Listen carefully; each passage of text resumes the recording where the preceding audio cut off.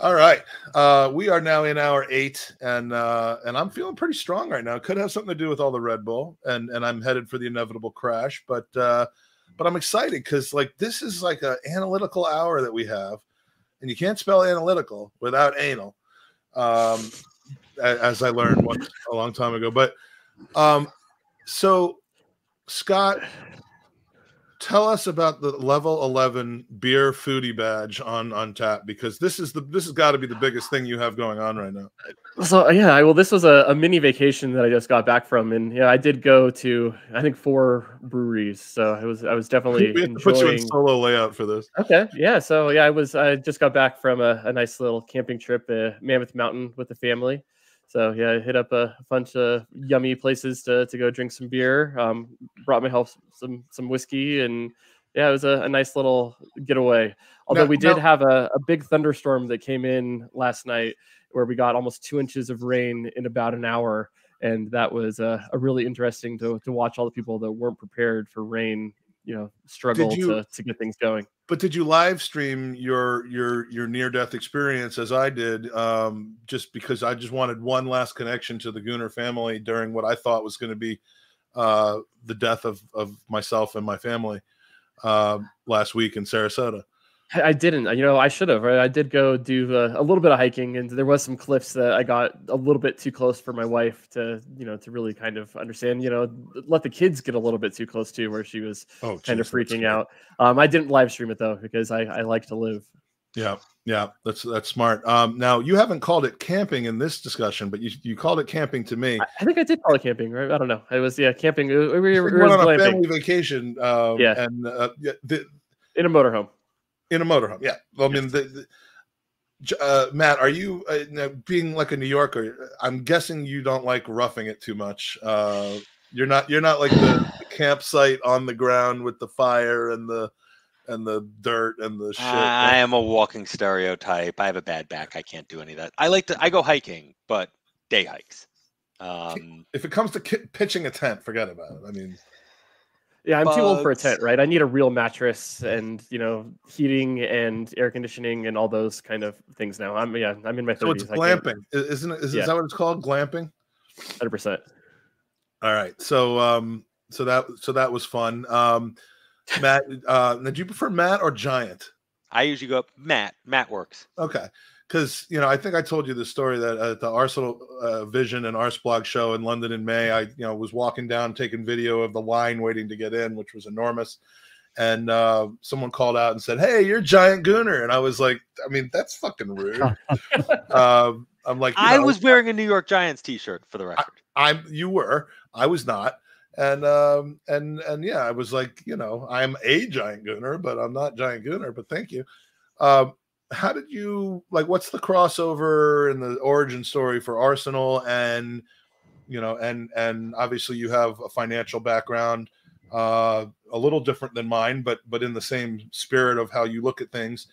How did you kind of merge those two things together in something of a productive way?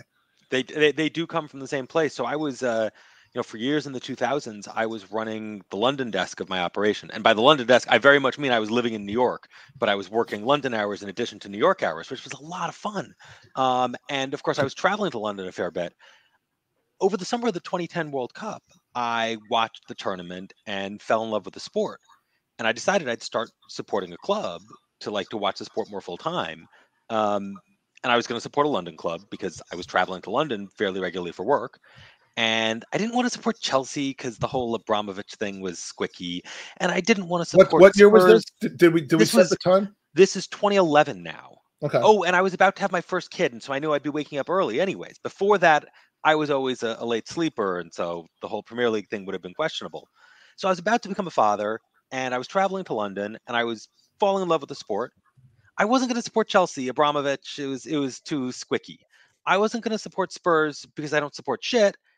And so now I support Arsenal. You knew enough to know that Spurs were really kind of, because when I chose Arsenal, or when Arsenal chose me, I almost chose Tottenham because I was looking for the closest team to where I lived, and I saw a tube stop called Tottenham Court Road and thought that was where Tottenham played. Thankfully, it isn't. And then I discovered Arsenal. Had I known at the time that Tottenham were, quote unquote, associating themselves as the Jewish team, that could have potentially been something that drew me in. And I thank God now that I know a little bit more about that whole disgusting situation, that didn't happen. But you knew going in that Spurs were off the, and you know. I mean, if you want to, like, you know, get rid of the bravado, like, that was sort of like the Gareth Bale and Aaron Lennon, and like they were knocking at the doors of Arsenal. Okay, Modric because this is just left, right? Yeah. This is a safe space where I could admit something here. That was also the summer that Arsenal bought StatDNA, and I was very excited by that idea because I was always been into the sabermetrics thing. So the idea that Arsenal had bought a data company was also very much the thing that drew me. Besides that, how'd that work out? I've heard behind the scenes stories. I mean, just let it flip, right? Just let it come on. Let's get the whole story. Yeah, no one's. I don't have a whole story that's worth Here's what I would do. I would synthesize the stories I've heard with the stories I've read on the internet, and I think the way that I would frame it is that Wenger was interested in incorporating data into decision making, but it struggled to happen consistently and effectively. Was that partially because at that stage he was essentially the glue? I mean, he was like, I used an analogy earlier of like a guy standing on two different canoes, trying to like keep them from ripping his legs apart. But he was literally Usmanov, Kroenke, fourth place, because I mean, like he was essentially the thing, and getting into fourth place was so. Did he have too much on his plate to actually allow the StatsDNA thing to do what it was intended to do? I don't think it was that. I think there was a problem of integration into the decision-making process. And I'm going to project, because no one is, like, it's very hard to hear much. Like, very, very, very hard to get a lot of stories. So instead I'm going to put something that happens at a lot of clubs and guess that it's what happened at Arsenal, where decisions got made and then metrics got used to justify decisions that were already made, to bolster sides and arguments. And it wasn't a decision process that started from, and there was frustration in how it was applied. And then there's a lot of guesswork around that's, you know, just is what it is, right? Yeah. So and just to take a quick step back, your business background, why you're so interested in finances. I mean, we know that you worked on in a financial firm that. I'm interested in finance because it's what I've done my entire life. Yeah.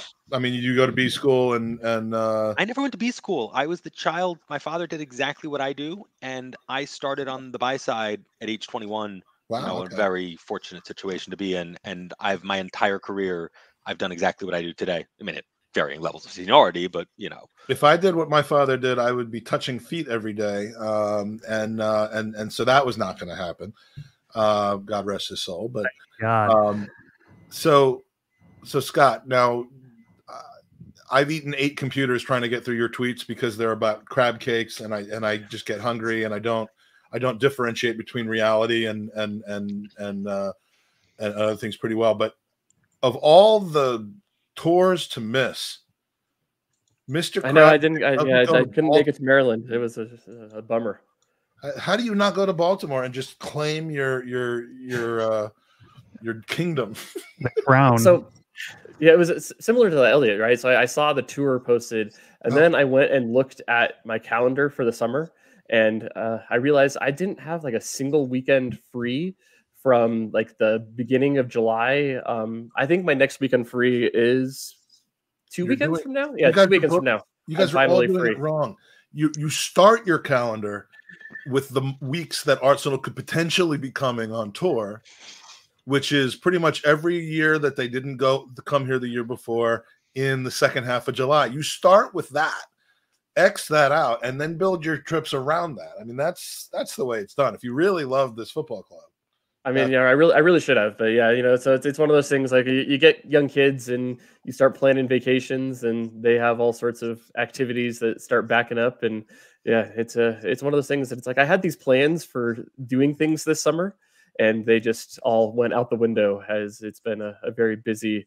So thankfully, school actually starts here in a couple of weeks, so I will actually be able to have some free time again as my kids get back to school and not bugging me to entertain them. Yeah, well, you're lucky because those kids will come back from school. Mine's not going to because he's leaving in 3 weeks. And speaking of which, this is mixed code for now. I've had a few seltzer beverages in the basement, and I'm feeling kind of good right now. So that's my my offspring. Is that in like the old Bud Light commercials, the "What's Up," where they're yelling? I don't think that's where he's getting it from because I don't know that he knows about this commercial. That probably predates Jake. Yeah, definitely predates Jake. But but the crab cake has become something of legend in the sense that it helps analyze the player in context to his domestic or worldwide. It's a much more attractive version of that side-by-side bullshit, right? It's a very similar kind of idea, right? You're looking at percentiles. Mine are compared to the top 5 leagues. I have data currently for most leagues going back to 2014-15. I have the Premier League to 11-12 right now. So that was one of my goals to do this summer, was to add more leagues, but just ran out of time to do that. So maybe as I slowly get more time, I'll start adding more. But yeah, so the idea is, you compare it by position, and position stuff can be a little bit wonky because ideally I wish I could have more role than position, but position is the thing that we have, so that we have to use. So yeah, so you go through and you basically look at the people that played the same position. My cutoff is that they need to have played at least 60% of their minutes at that position that we're comparing against. And I use a 1,000-minute cutoff for my comparison to set things off. And yeah, so then you look at the crab cakes. I have them split out by basically 3 general statistical categories. So I think I'm literally getting so hungry now. Part of it's I haven't eaten in 8 hours, but I'm getting hungry right now. Yeah, so yeah, you got the attacking metrics, the possession metrics, and defending metrics, and yeah, it's the possession one. So I think it's an interesting way to kind of look at it. So I kind of like all the different ways because I think each of them kind of presents information in a little different manner. So when you look at radars, those ones will be more of a straight linear scale. So people will often ask me, it's like, why this guy as a 50 percentile, why isn't he right in the middle here? And they'll be often because there's huge distribution effects in there. So if there's guys, like a Lionel Messi on there, and he'll really push out your XG per 90 and really kind of affect the curve. I have a new one that I've been working on. We call it a turbine.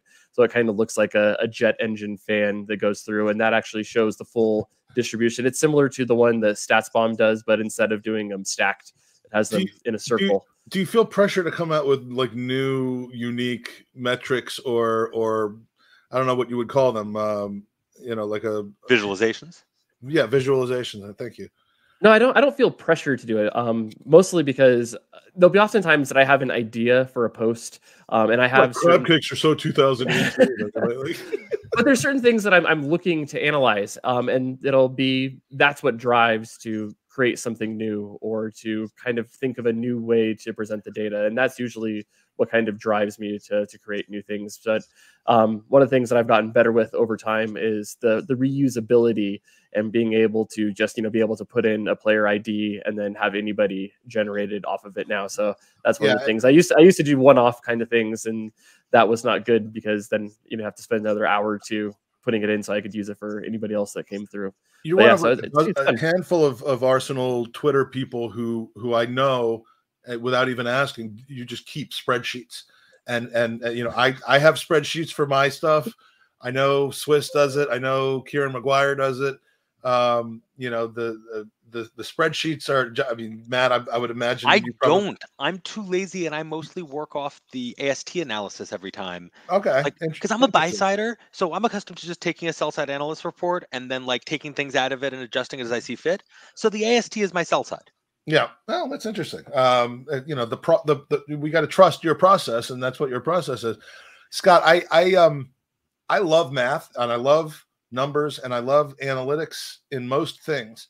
For some reason, just like with fantasy football for me, the one scenario where I don't love it is in football. So don't be offended when I say this, but like, has the emergence of what Gabi Jesus means to Arsenal Football Club, does that not kind of, in a unique situation, where is the value in that kind of a signing or a scouting or a potential signing when you're looking at a player like that? There is so much that can't possibly be part of that analysis, or am I wrong about that?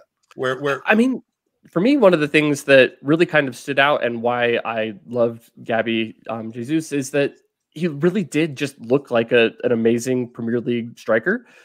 And yeah, like there was certainly, questions about anything, and there was going to be questions about any striker Arsenal were going to go get this year. I mean, really, like outside of Haaland or Mbappe, I think basically every striker has some sort of a red flag or a question. Like even if you are like Arsenal were to go get Lewandowski, like that's a 34-year-old guy, right? Can he do that, and how long can he continue to do it for? So I don't think there was a striker that was available for Arsenal that didn't come with questions. But I think Jesus came with probably the highest floor for what we could expect for him, because he came in with an understanding of the Premier League. He's done that before. The Manchester City system has obviously better players in it, but it's roughly the same kind of idea behind what Mikel Arteta would like to do. Is there a stat for that? Is there a stat for comfort with coach, language with teammates? I don't think. Yeah, there isn't, but I think that's something that that's what you would go to your scouting team and try to get an understanding of. How does this team play? Because that is another thing that is really interesting, is the team effects, and it's to me it's a hard question to go try to answer. So it's one that I've tried to do a little bit of adjustment for, but I think it's certainly only in the ballpark. I would not, bet my life on any sort of team or league adjustments right now. I think that is certainly a very hard thing. So I don't know, Matt, has StatsBomb done anything more complicated with the league or team adjustments that they try to present to their fancy customers? They've worked on it. And what I would say is they've determined that everything on that, all the attempts at that, are statistically unsound. We don't have the data needed to seriously translate between teams and leagues. I think that when you're talking about stats, and this is like something I love to pontificate on, theory of stats. Why are you analyzing football or any sports statistics? What statistics tell you clearly. Baseball, I think, is the exception. No, well, but so I'll get to this. In the statistics in any sport, what are you getting? What you're getting is past performance. Right. The question is, on any investment memo, the first thing you'll see is past performance does not guarantee future returns. Exactly. But the subtext that might as well be written in that disclaimer, and that is also true of every sport that I'm aware of, is, but there's no better predictor we've found of future performance than past returns. What football data tells you is past returns. It tells you what players have done in the past, what teams have done in the past. What then is a step that analytics people tend to say is that if we can measure past performance more accurately than the punter, than the guy who's looking at wins and losses and goals by using, be it shot difference, be it XG difference, etc., anything up the various levels of data complexity, and and the much more sophisticated stuff that exists on the club side, which I've seen only the tiniest peaks of. All I know is that they're many steps ahead of what's on the public side, but all they're doing is they're refining the question of how did we do in the past? How did a player do in the context of the teammates around him? And then so the question of what is capable of being done in the future is the job of your scouting team. But equally, what has been pretty clearly demonstrated in modern football is that if you run a decision-making process that starts with analyzing what the players and teams have done in the past, and then considers projections of what they might be capable of doing in the future as a secondary input, you get better output than teams that do conventional decision making. You can ask AC Milan, who just won Italy on a shoestring. You can look at how Liverpool have jumped into right behind City as the dominant team in English football.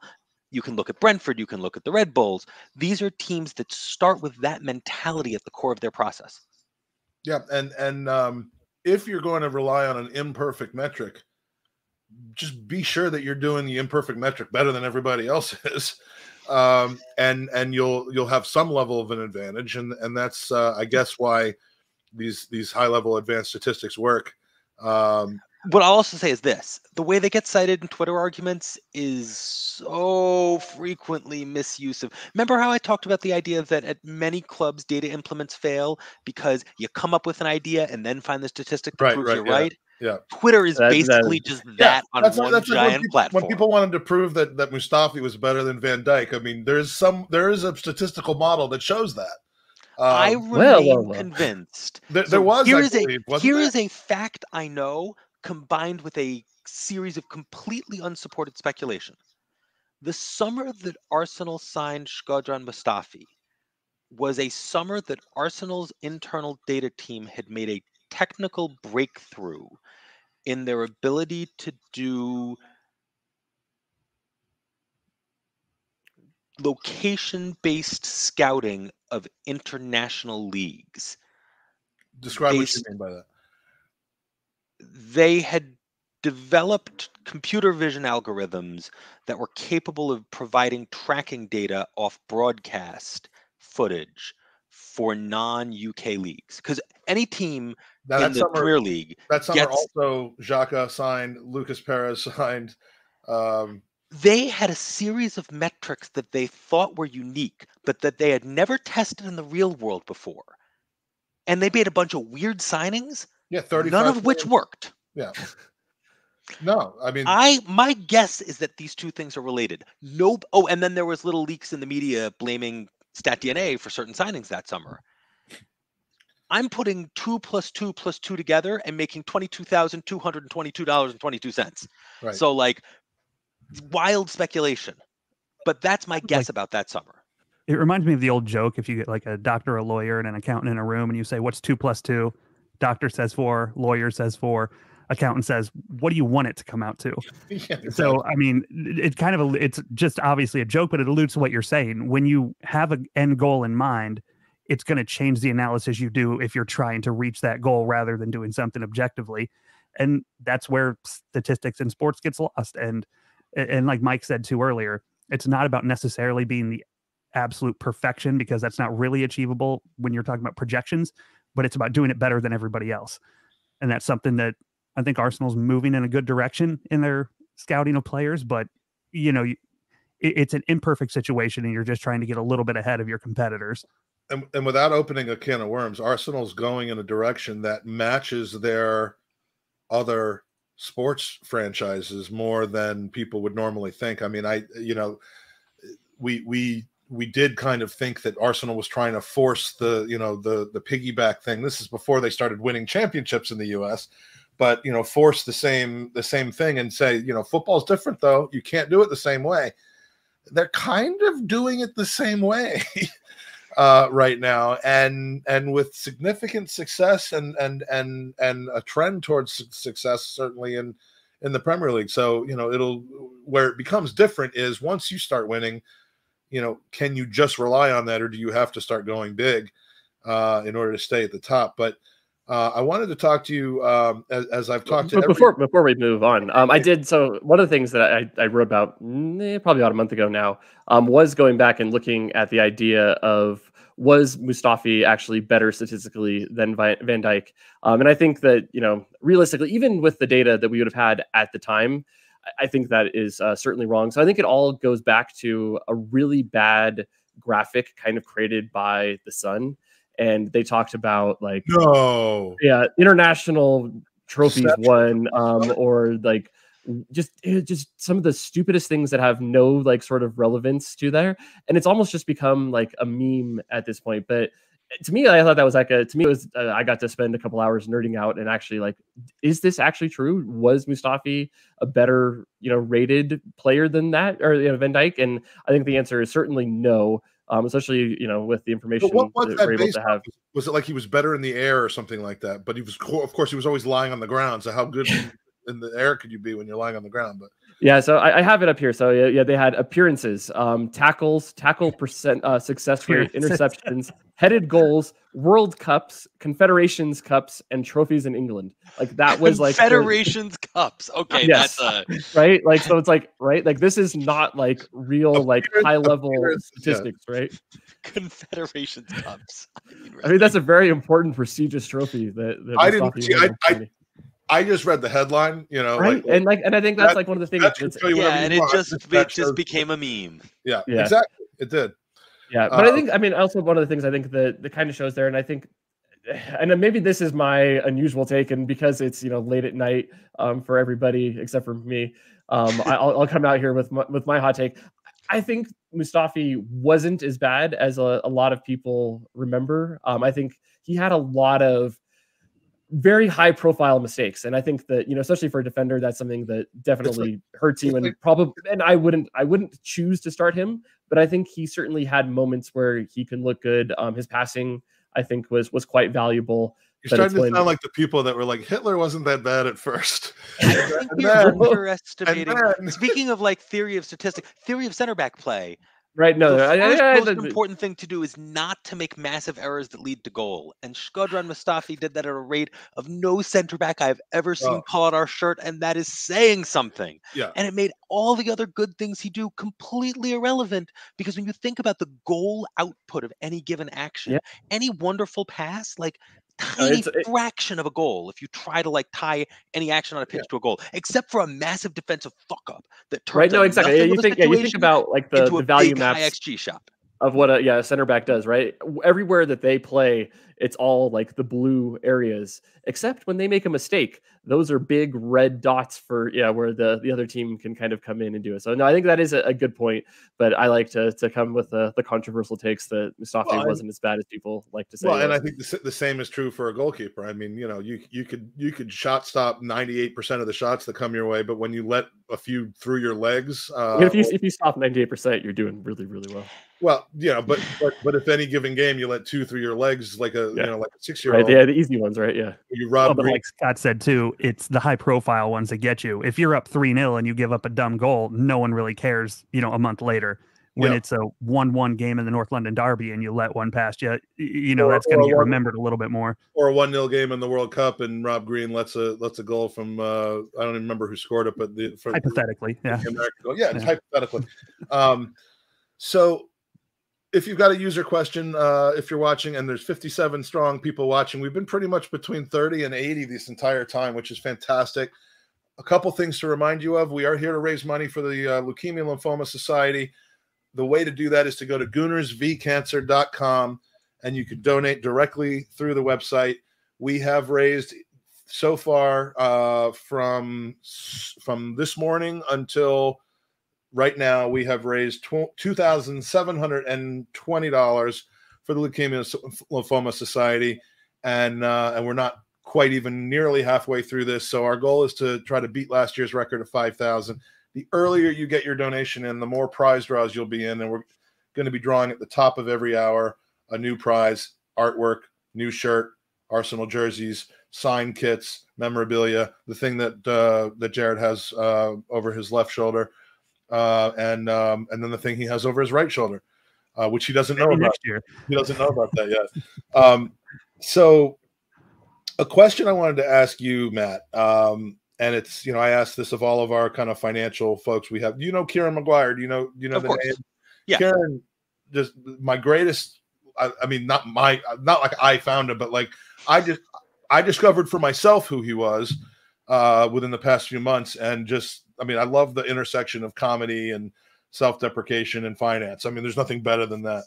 But I asked him this question. I want to pose it to you as well, because I've gotten in arguments about this.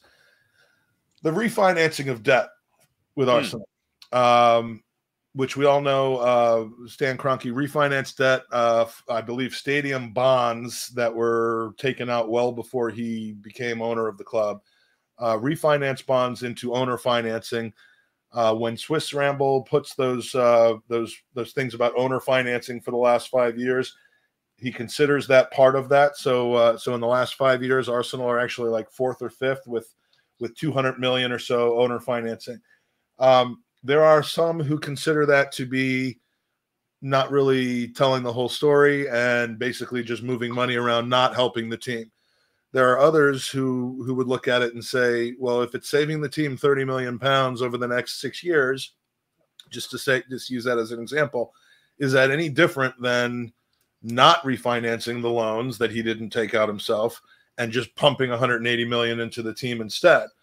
Is, someone who looks at probably things from a zero-sum game, and there's always a right answer to these kind of questions. What is the right answer to that question? Well, what's the question? No, but seriously. The question is, did he do something abnormal for him and actually invest into the club by doing that? Well, I mean, so first of all, let's be clear. There's been quite a bit of investment in the club over the past 2 years, this addition to these owner loans. So what was the practical effect of the refinancing? Was it, if you look at this with Arsenal Football Club, a 100% owned subsidiary of KSE, the only effect of that from a purely financial perspective is it's changing the nature of the debt, being from something that was on a fixed amortization schedule. So the debt was being paid down the way in the way of mortgages, where you were collectively paying interest and principal back every year. And so the annual payment remained constant and over the life of the loan, the amount of principal repayment rose and interest payment declined. But it was basically a fixed financial burden on the club's P&L every year. So that got replaced with owner financing, which doesn't have any ongoing annual servicing, or the annual servicing requirement is at the whim of the owner. Right. And it will be repaid if it's ever repaid. People tend to think that this loan has interest rate attached to it. It's not. So the AST assumes a 3 to 4% interest rate. I don't know what the heck they're using. I don't know if they have sources or if they're just taking a stab in the dark.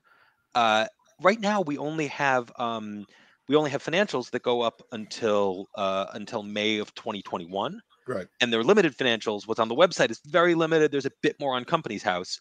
At any rate, it's not yet possible to back solve for that.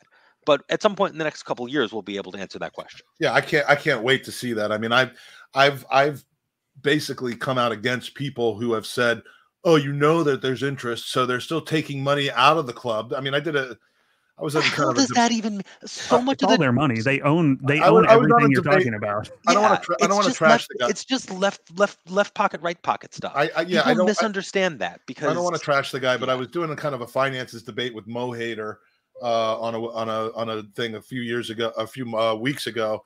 And, he's an accountant. He's a guy who's got a financial background, but he also has an incredibly strong opinion about the Cronkies, which he's entitled to have.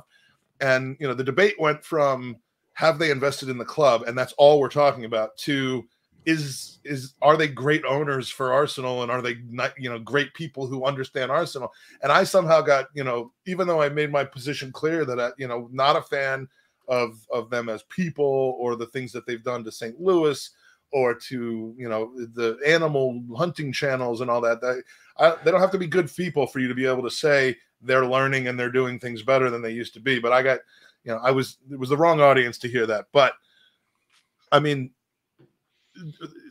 maybe not in the same way that Abramovich just dumped money into the club, and the same way that Farzad Mashiri has done with Everton to great results, by the way.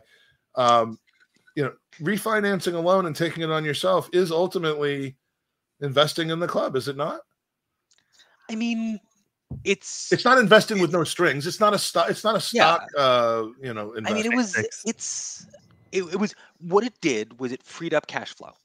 But they could have plugged that cash flow with their own equity. It's ultimately a transaction that gave Arsenal short-term financial flexibility, and over the long term, it just is what it is. It ultimately, I guess, what really depends. Fredo, the answer is real soon. Yeah, actually, I have a long answer to that I want to answer. Sorry, I distracted myself because the Barcelona thing is my favorite train wreck of the moment. So the refi, ultimately the question is, do they ask repayment of, and this hangs over not just the refinance, but everything about the loans that we've taken in from the Cronkies over the past couple of years. Are they going to want those loans repaid once the club is back to running its steady state? Yeah. And that's what I've said. They might, when we're back in the Champions League and we have we have expenses that are fairly under control, and our next round of commercial, if we're back on the rise. This is a point I was prepping today. I was doing a run through the financials for the couple hours before this pod, like trying to just have some interesting finance content. And what I sort of settled on was the question, which I think people don't understand. What does a go forward steady state Arsenal look like financially? And so I looked at the last 3 years of financial results and at the underlying transactions that have driven them. I could do a long form of this. I wrote down, I took a pile of notes and sort of went by it like section of the P&L by section of the P&L. But Andy is so right. Let me see. Mike's found his finance. I do. I love these conversations. I would sit in like a hotel room with you. I mean, this is getting a little weird, but we could just sit. Hey, we're doing what now? You can sit in a bar. What was your earlier bit about an analyst? Yeah, no. I don't know why it had to be a hotel room, to be honest with you, but and just go on for hours and hours and hours about this stuff. But this is a question that I think actually matters to pretty much any Arsenal fan. What does a steady state version of this club look like? So let me posit this. Last year's Arsenal, for the financial year ended May 31st, so the 2020-2021 season, had you taken that season up to full match day revenue, that would have done, the club would have done about 425 million of top line of revenue. If you normalize that now for the big bump in the US TV deal, some of the stuff that probably should happen commercially, I think you could be talking about an Arsenal next year for the 2023 financial year that does, call it, 430 million pounds of revenue. Now, over the last 3 years we have reported, the wage bill has hovered in the vicinity, and this is the core football wage bill. Right. As broken out by the AST. Because I build everything off their analysis because they're really good. The core football wage bill has been hovering in the vicinity of 235 million pounds. And I want to make an aside here. So that's just the men's team, right? That's the first. Yeah, men's team, I believe right? the other stuff, everything else, which includes women's team, academy, et cetera, is going to go into other football costs.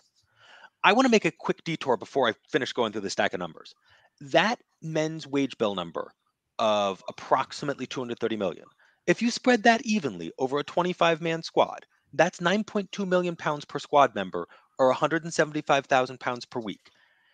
When you read a wage number on the internet, it is never, ever true. And it is always too low relative to what these players are actually earning. And this is a topic Mike and I have gone through over beers in North London. The fact that the wage discourse. I'm nodding as though I remember. Oh yeah, that I believe. I was there, and I remember being there. Anyways, sorry. So for the digression about just the terribleness of the wage discourse, but so looking at what the future of Arsenal looks like. Suppose you're talking 430 million of revenue, 230 million of wage bill. Now we've probably cut that, but why don't we just keep it at 230? We have call it 110. The reality is that runs about 52% of turnover. And maybe we've cut it now, but if you're thinking about the sustainable Arsenal that you're going to deal with in the future, that's going to move up towards 60%. You're going to be talking about, in the context of, say, a 450 million pound revenue club, a 270 million pound wage bill. Now, add on to that, I've moved the non-football cost up from, call it 100 million pounds they were running at, up to 110. A combination of inflation and increased spending on the women's team, et cetera. That's going to take you up into the vicinity for this year, maybe of 230. Like I got it to about 325 million of non-transfer cash costs for this year. And I think maybe if you're in a more sustainable future, maybe you're talking 360 versus, and remember, this is in a non-Champions League context, versus like 440 of revenue. I think you're looking at a club that should have 80 million pounds on a net spend neutral basis to spend on transfer fees in a typical summer with no Champions League. These are really rough numbers, but I just want to put people back in the mindset that we're never going back to the days of yore when we had net spend 0 summers. That's not what a future sustainable Arsenal looks like. Right. And to just put all of your feeling about Kroenke ownership and ownership investment, it's a false flag almost, if I'm using that correctly, because it doesn't mean that the team isn't spending money. It doesn't mean that the team isn't improving. You should not have to. The teams that have to invest into the teams are Villa and Everton and Bournemouth and Fulham and the big one, Brighton right now, because their expenses, they're trying to stay up. They're trying to keep in that realm. Once you reach kind of every year or almost every year Champions League, the only team that isn't going to automatically have 80 to 100 million pound profits every single year is Chelsea, because their revenue stream is smaller than everyone else's. I might even put it this way: when you're talking about these other clubs, break that Arsenal revenue base down. The broadcasting revenue is not like you're Brighton. Arsenal did 183 million of broadcast in 2019. I project that to go up toward 195, mostly off the US deal. Brighton will have done like 150, 160, because the distribution of broadcast revenue is fairly equitable. Yeah. The match day, Arsenal are doing 100, Brighton might do half that. But it's the commercial where Right. you can drive a truck off it. Well, the commercial and the lack of European revenue, those two things are why the clubs are in different the numbers I gave you were Europa League years. You're right. Not Champions League. Champions League is going to add a big pile of money on top of that. First of all, for the revenue, the prize money, and then for the boosts in the commercial deals. But I just how much do you think the wage bill changes with the Champions League? Right? Do you think there's the writers that bump up for those kinds of things? Definitely a lot. I've always sort of mentally assumed that 30% of any Champions League revenue gets paid out in the form of player bonuses, but I've pulled that out of my tail. I would have said 15 to 20. But again, based on absolutely no inside knowledge or anything like that. But the wage bill has been, including amortization of transfer fees from 5 years ago. From that, I mean, I've left all that out, all the negative one-time items that are dragging us down, and of course the negative COVID impacts. But it sort of feels like the Kroenkes have invested money to solve those problems.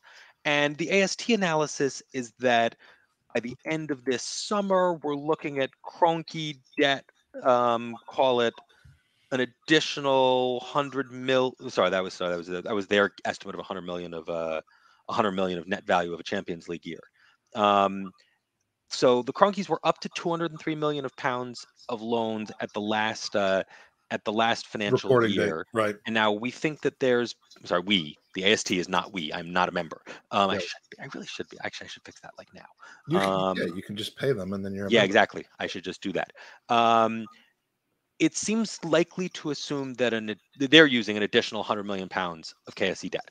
So that's going to be getting up to 300-ish million. So they think that they have since because the investment that we've seen on paper from Company's House does not include last year's transfer window or this year's transfer window. They're assuming that once you add those two, you're going to be looking at something to the tune of 100 million pounds of additional KSE debt, getting to total around 300 million pounds. Oh, but I guess they haven't invested in the club and they're actually taking money out because it's a loan. But I mean, that's what we're dealing with. To take it from a neutral perspective, the ultimate question is going to be, what do they do with those loans? If you're looking at a club that should do structural profits of about 80 million a year in a non-Champions League year and 180 million a year in a Champions League year, and you've got 300 million pounds of debt, every Champions League year you take a quarter or a half of the excess revenue, and you've got your internal debt paid off in 8 years. What road do they choose to go down? Or do they leave it out permanently at zero interest? Then it's investment. That's the thing. Yeah, that's the thing. That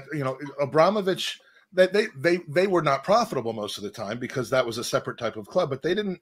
Man City did not reduce their debt, even when it wasn't yet converted to equity, when profits came, because they knew that they were just funneling money in to make the team better and sustainable. I wouldn't be offended if we start, because of the success on the pitch, we start running close to 200 million pound profits or 150 million pound profits, for them to retire 30 million of debt per year. Now, is that taking money out of the club? No, because if you did it to a bank, it would be called getting our debt load down. It's taking your investment out of the club. Would I be offended by it? No, it's a perfectly neutral. It's not like loading it up with PIK debt like the United LBO. It's not and they're taking that in any way. And they're taking that money out while they're not performing well on the pitch. Exactly. That's shitty ownership. If the Kroenkes take repayment of their loans when the financial, if they lend at the lean times and take money out in the bright times, is it mismanagement? No, of course not. But I'll also say this: that puts a cap on how high the performance of the team is going to get. Yeah, you'd much rather that it's just they treat it as a cost of, it basically becomes it sits there until they sell the club. So we want to make sure to take advantage of the last 8 minutes that we have, and I need to get some predictions from you guys. So let me quickly and let's try to just bang this out real quick. Matt, your top four, your bottom three, and a surprise prediction having to do with football in any level that you think might surprise people but come true. My top four, I'm going to go Liverpool, then City. I think the next three spots are a toss-up between Arsenal, Tottenham, and Chelsea. And out of homerism, I'm going to go Arsenal, then Chelsea. But that's really just what I'd like it to be. It could be any mix of those three clubs in that order.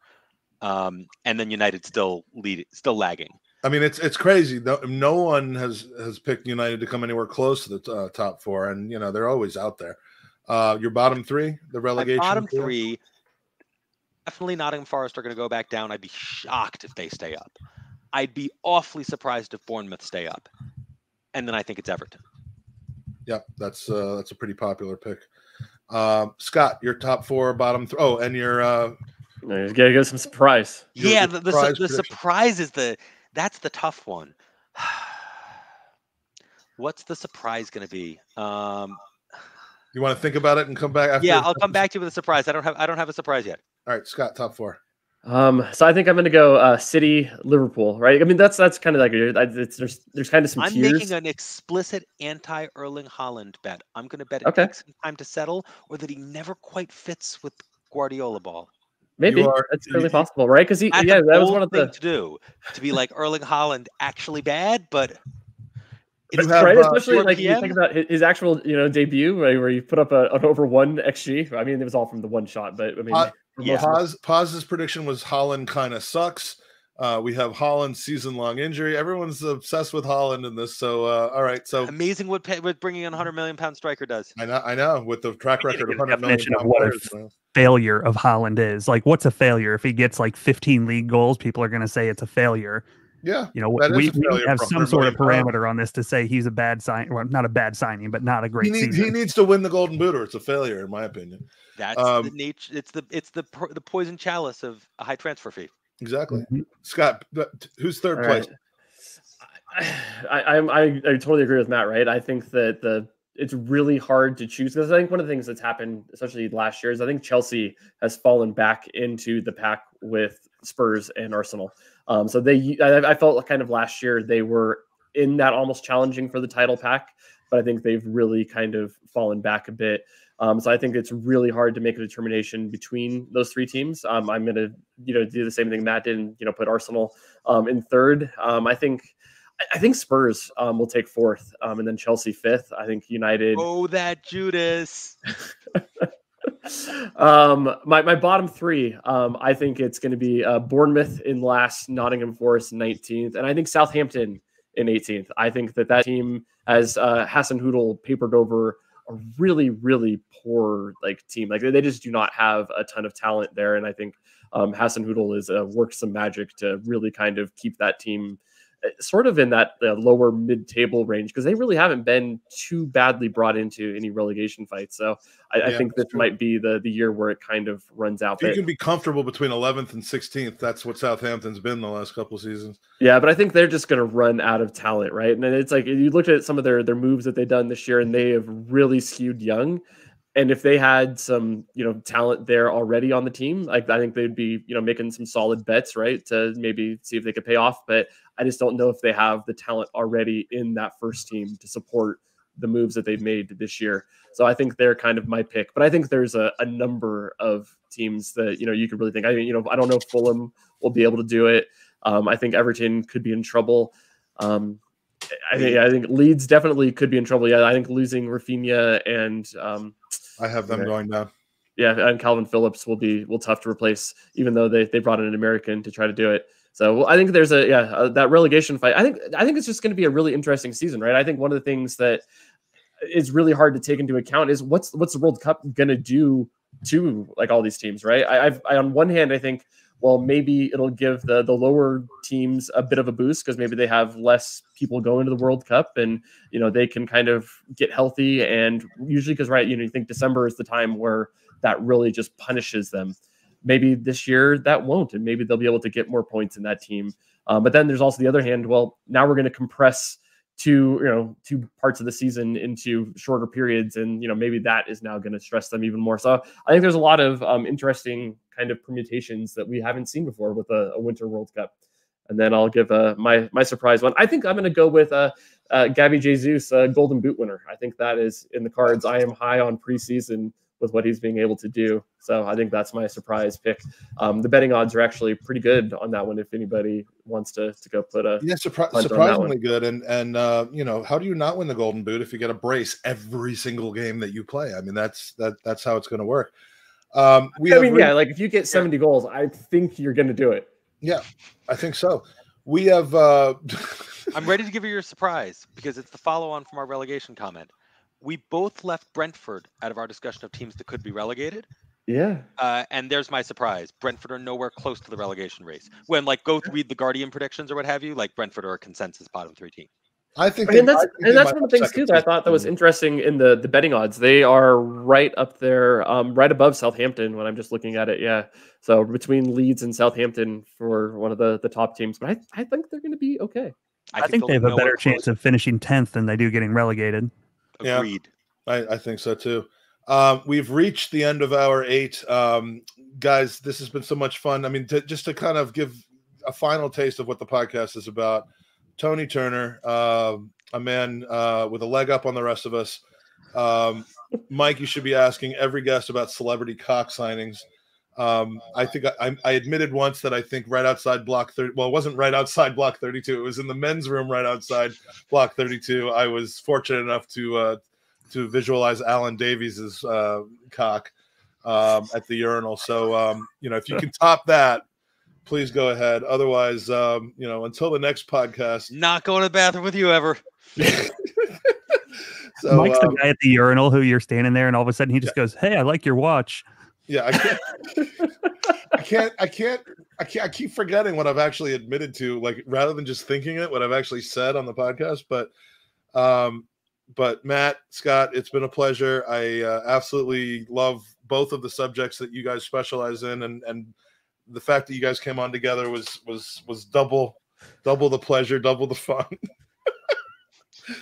So, it's getting weird. Isn't that a Doublemint commercial? It's a gum commercial versus Cancer After Dark. It's a gum commercial. So, we have to do a drawing. Oh, we have to do a drawing before you leave. We have as long as we're here, let's do some charity stuff. Yeah, we have a drawing for this piece of art. It is a lovely rendering of the opposite side of the Emirates Stadium, including the Armory and the roundabout. And the winner of this piece of Ruth Beck art. Have I shared my screen yet? No, I haven't. No. Need this for the FBI investigation on my charity. The winner of this wonderful piece of Ruth Beck art from buyruthbeckart.com is Nick Canning. Nick Canning has won his piece of art. It was always going to be coming because of a very, very generous donation, but Nick has taken home the Emirates Stadium Armory view. And congratulations to Nick. Well done, and thank you for your support. And that's it. Anything that you'd like to tell us about where we can find you, Scott and Matt? Scott first. Okay, well, I do a bit of everything, right? So you'll find me talking a lot on the Arsenal Vision podcast, especially when Elliot invites me to go do things. But mostly, I'm on the Patreon side, and sometimes I'll get a little crazy, get a little too into the cups, as the people like to say. That was quite popular. People gave me lots of good comments about that one. My wife didn't necessarily love it, but I still had a lot of fun. I do my writing, crabstats.xyz. Crabstats.com was literally for crab stats for crabbing seasons. I did finally get someone to email saying, "Are you interested in buying this?" And no, I'm going to kind of stick with the XYZ because that feels kind of weird out there. I'll do the buy the numbers column on Ars blog. So yeah, that's right. You can find me. You're spreading yourself around and getting a lot of love for what you do. So I'm doing the opposite. I'm doing as little everything online as possible because I just work all the time. But I'm on Twitter at Giant Gooner. I used to do content in the Arsenal Vision Discord. Maybe that'll return someday, but it's just sort of, it's actually the honest truth.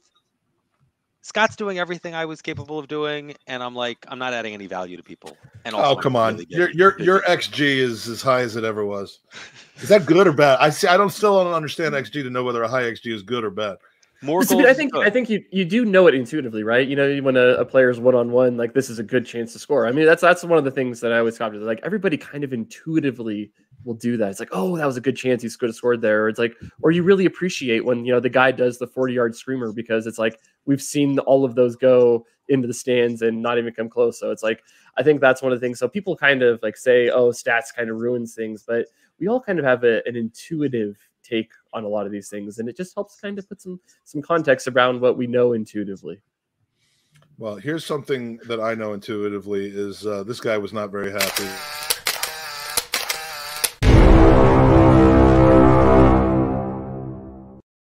Have you seen that yet?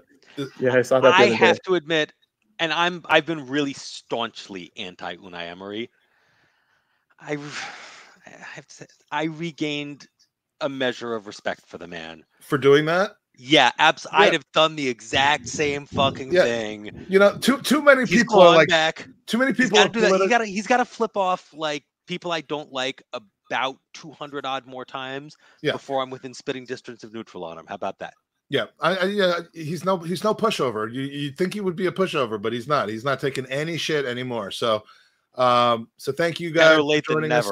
We're on to hour 9, and we have a brand new takeover coming on. And Jared, I think this is the end of your first run. Yeah, it's the end, the first of 4 segments I think I'm planning on. So he's more than welcome. He's more than welcome to stick around if you like. Well, I love myself some Jared. That's up to Jared, but gentlemen, or I should say gentlemen, in honor of Mike Herz coming in. It's been great. Thank you so much for joining us. Appreciate the support. Everybody go to goonersvcancer.com. We are now at a total of $2,900 for this day alone, raised for the Leukemia and Lymphoma Society. So very exciting stuff, and appreciate it. Hope to have you both back soon individually for a regular Gooners pod, because we have so much more to talk about. Cheers, Mike. All right, guys. Take care. Thanks, boys. All right. So, Jared, we're doing this, man.